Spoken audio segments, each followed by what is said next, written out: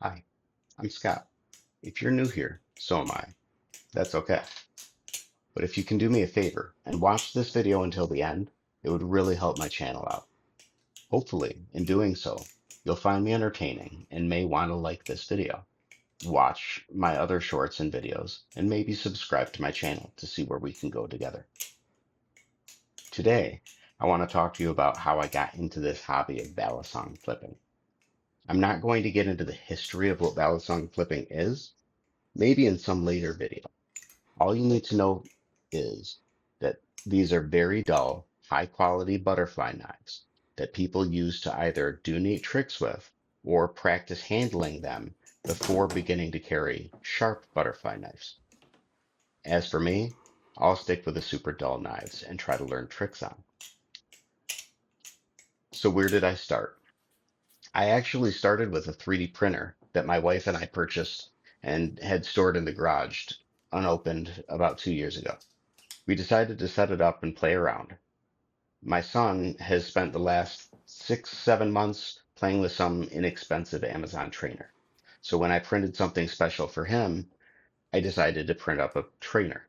And it worked surprisingly well. So I printed one up for me and remembered that about 30 years ago, I had owned a really cheap swap meet butterfly knife. It couldn't cut wet bread, but it was sturdy and it taught me how to safely open and close a butterfly knife. I also learned how to do a latch drop, but I would do much better than with that if I had a latch. From there, my son and I went through a number of copies of the printed ones because they'd eventually break. I decided that if I was going to enjoy this, I might as well save the plastic and purchase something that would last the test of time. I decided to buy a Nibalis Vulp made in collaboration with Will Hirsch. It's pretty amazing looking because it's crisp and clean, bright white. This can be done because of a Teflon coating that they put on the entire knife, which causes the knife to have a better grip, which is interesting since when I hear Teflon, I think non-stick pans. But I trust them because it is not non-stick. That is for sure.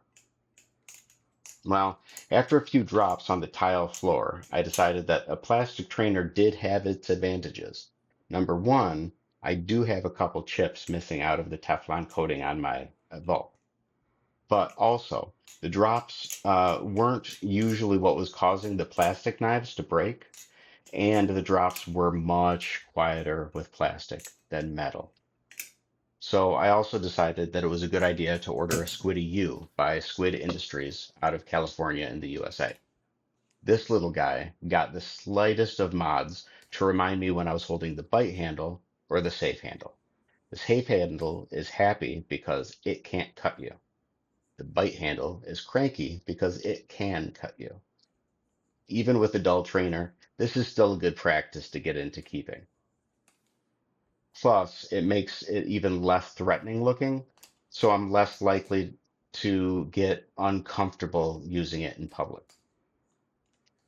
Flipping them is very different because the Vulp is the weight of a traditional bell song and is made of the same materials and material quality, usually. The Squiddy, on the other hand, was designed differently. It is much lighter and it is slightly has a slightly different weight distribution. So when I move from one to the other, it takes me a minute to get back into the feel of that trainer. For me, I can go faster with the Vault and I have to go slower with the Squiddy. I'm not sure why. I don't think that's usually the result for flippers, but that's how it worked out for me. So what I've decided to do is when I'm learning a new trick or a combo, I do the drill with the bulk until my muscles in my hands are so sore that the knife is starting to just flop out of my hand. And this happens a lot. At that point, I stretch my hand for a minute or two, then switch over to the squiddy. This is because I have to go slow with that one anyways. And because it's lighter, my muscle fatigue is put off for about another 20 minutes if I'm lucky. That's how I ended up with these two knives in particular, and how I've decided to implement them into my practice to get the most out of what I'm doing. To tell you a little bit about me and what I'm trying to create here, again, my name is Scott. I am a husband, I'm a father, and I am a grandfather. I really picked up this hobby because I have ADHD. Mine isn't the hyperactive kind that you typically think about. Apparently, the H also stands for impulsivity, where the H is not only silent, but invisible too. One of my impulsive traits that comes and goes is picking at stuff. My wife found this amazing little thing for me a while back. It's full of these beads for the sole purpose of picking them out. It is truly amazing. And for me, this lessens the impulse to pick at something, but it doesn't stop the impulse if I'm actively picking at something while thinking, I really shouldn't be picking at this. The bell song, however, when I pick that up and start flipping it around, all impulse melts away. It's really weird and awesome and actually pretty relieving that this might be a long-term strategy to help keep that in check. Now, I want to hear from you. What do you want to hear me talk about? What sort of stuff do you want to see discussed here? Keeping in mind that I am positively optimistic. So my themes will remain positive and uplifting for all of our sakes. Well, that's it for now.